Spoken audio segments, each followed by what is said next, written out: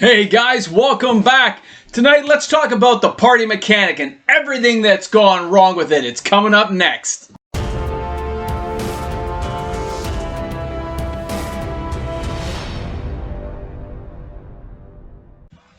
Hey guys, MTG Moxman here. Hope you guys are having a great night. If you're new to the channel, make sure you smash that subscribe button. Join in the fun. It's a great way to have a few minutes each evening. We all get to sit down and talk together. Now, tonight I'm going to take some time to talk about the party mechanic from Magic the Gathering and upcoming sets. Now, Wizards, of course, has taken a lot of time, a lot of effort, and background stuff we can't even imagine to put this party mechanic together for us. So, this weekend I was having a little fun playing some Arena, and I put together a variety of these party decks, trying to use multicolored, single color, trying to match things up to see how the sets play out. Especially now that we're seeing more spoilers coming from Kaldheim, I thought it was kind of important to see if this is going to be a viable mechanic to play in the game. Well, let me tell you, the short nut of the entire conversation, every deck went 0 for 10. 0. I did not get a win out of any of the 4 decks I tried to build. I used some multicolor, some single color ones. It just didn't hold up. Maybe I was getting bad matchups. But then again, maybe the party mechanic is slightly flawed. I don't know when Wizards puts these things together. When they have an R&D or a group set, when they have a group of guys working on this set, they're working on these core sets for this area. And they're saying, we're working on Kaldheim, working on Dungeon Dragons, Strixhaven. We're putting this together for you. Have they consulted with the guys from Ikoria and Throne of Eldraine and all those sets? They do cross over a bit, right? And when they cross over, I don't know if you've noticed, but like the Teferi flip decks flip me out so many times. Red aggro decks using Relic Robber stomp me to nothingness. Okay, burn decks burn me out. Black decks eliminate everything with Murderous Riders. My party guys, look at these poor guys. Look how happy they look in the background, guys. Look how happy that party is.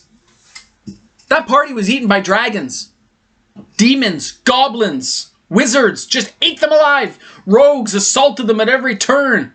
That poor party never even got on the board for more than a turn. One time it did, and then the sky fell. It's called Shatter of the Sky. Another time a giant came along and just with a big hand crushed everything with Runcloak Giant. My point is, the party mechanic as it lies right now looks slightly flawed. Wizards took a lot of time and R&D putting this together. Look right here. If you look at this, you see the party mechanic. You need to have a wizard, a warrior, a cleric, and a rogue. One of each. And they build on their powers to give certain effects in the game when they come into play or as they build together. There are different variations of this going throughout. Some guys give counters. Some guys let you look at more cards in an opponent's hand and discard them. Other guys will neutralize other cards' powers. But they all kind of have to work together, which is a great concept idea. I really do enjoy that. I'm glad that Wizards probably went and talked to the guys at TSR over at Dungeons & Dragons. They had this conversation about what it was like to be in an adventuring party and put this all together. I love it. I just don't think it works well with what's already out there on the field of battle that Wizards is providing us in Standard right now. Now, I did a video last week on a big funeral thing about how Standard's dying. If the party mechanic can hold up well, and if they can add cards to it in the future sets and make it a viable party mechanic, make it a viable format to play when you're playing your decks, I'm all for that. That's great. I really hope it is, because I love the concept of the party mechanic. But with everyone eliminating every creature, every left, right, and center, you can't build a whole party. I had multiples of stuff. I had good holding creatures. I had things to bring my creatures back from the dead. They just kept getting wiped out, killed. I had to block to save my life. I felt really bad for my party. They never got that pumped up. They never got really big. They just kept getting eaten. And everything I did to try to build them up, you try to put some equipment on them, try to use planeswalkers to buff them up. They got eaten. If not by dragons, by goblins, by questing beasts. The poor party never had a chance. It wasn't like this in D&D. We held our own. But now, it's like the monsters get revenge on everyone in your D&D adventuring party, and they slaughter all your characters. Poor angels, vampire clerics, wizards on broomsticks, and ninja rogues never had a chance. It was horrible.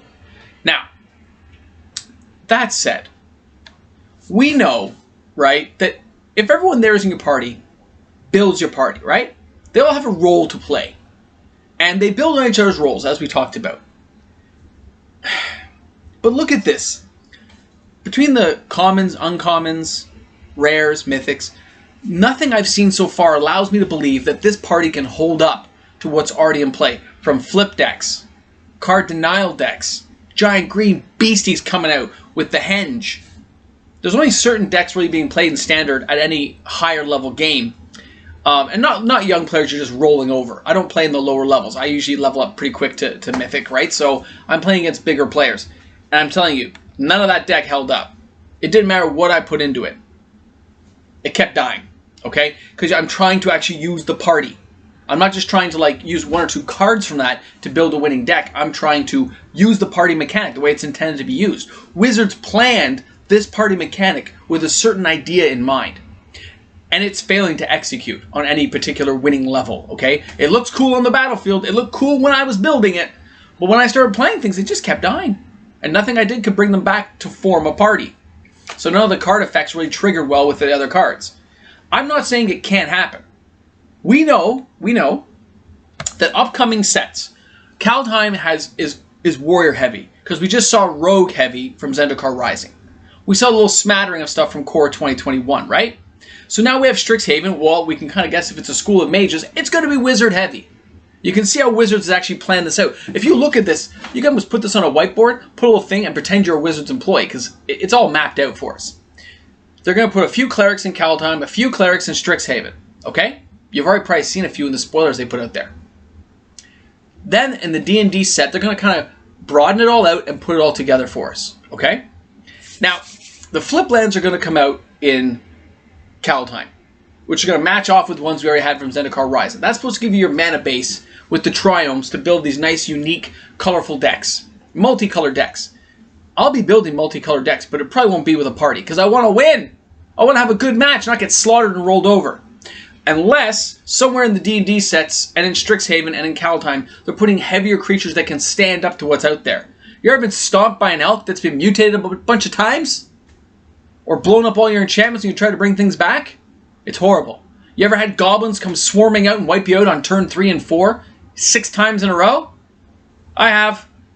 You gotta have better stuff that are gonna hold things off. And this party is just getting slaughtered. You're just putting cannon fodder out that keeps dying, and you can't bring it back fast enough from what's out there. Elspeth return decks will slaughter this thing. It's crazy. Now, with D&D, Strixhaven, Kaldheim, they have a good chance still to bring the rest of the party mechanic together. So I have hope that this will be a viable format of gameplay with building a party deck later on. But I'm not bullish on it right now. I don't see enough out there to make me think I can do anything. And if we're not playing the party mechanic now, when we're already a set and a bit in, it's almost a second set coming up, and I don't see any on Arena. You guys can correct me. Put it in the comment section below if you've seen this stuff. I have not seen it, so it makes me a little bit worried. Right? Now, at the end of D&D, this was to me its most effective. This is when their height of the party mechanic should be. Okay? There might be other sets afterwards, like when we have Innistrad coming up, they might be adding some party effects in there to keep the set kind of rolling along, but it won't be as strong as it's going to be in D&D. Also, the land cycle ends at Kaldheim, right? They'll give you all the lands you need. So all the lands for Strixhaven, Forgotten Realms, and for future sets of Innistrad, expect to see something kind of like the castles we saw from Throat of Eldraine, or maybe a legendary land to kind of boost up on the party effects. I'm just curious how they do, or maybe something that brings a land that brings back your party members, right? Resurrections, or maybe a Cathedral of Serra that can bring stuff back. That'd be kind of cool. I'm hoping to see lands like that, because we don't need any more of the flip lands or colorful lands, because they provide them all for us. And remember, I've talked about in previous videos about how these lands will go up in price. By the end of D&D, if we're seeing gameplay inside stores by this point of the year, if things have eased off with what's going on around our country right now, you're going to see gameplay in stores. People are going to start buying up a lot of those lands. The prices will rise. That was my prediction, so make sure you have your play sets ahead of time. Okay? So I just thought we'd take the time tonight, talk about the party mechanic, the flaws, the bonuses that could happen. I just don't think Wizards has put enough thought into what they already had out there, that the party mechanic is almost redundant already at this point, unless we see some other cards really buff up the party mechanic in these upcoming sets. So thanks a lot for tuning in. This was MTG Moxman. Please leave some comments below. I like to talk to people about stuff. I get back to people as quick as I can. You can find me on my Patreon as well. There's not a lot of slots left on my Patreon, to be honest, but there is a couple still open. And of course, you can also email me any questions you have or anything you want to talk about. I am doing stuff for Kaldheim. If you want to sponsor boxes, you can email me and we can get together and I'll go over the stuff for sponsoring a box on the openings. Okay? Thanks a lot for tuning in. This was MTG Moxman. I'll see you guys tomorrow night. And this week, we're going to have some fun. So stay tuned. Have a great one, guys. I'm going to click the button now. It stops everything. It clicks off. It's done. Army of Darkness still rocks, by the way.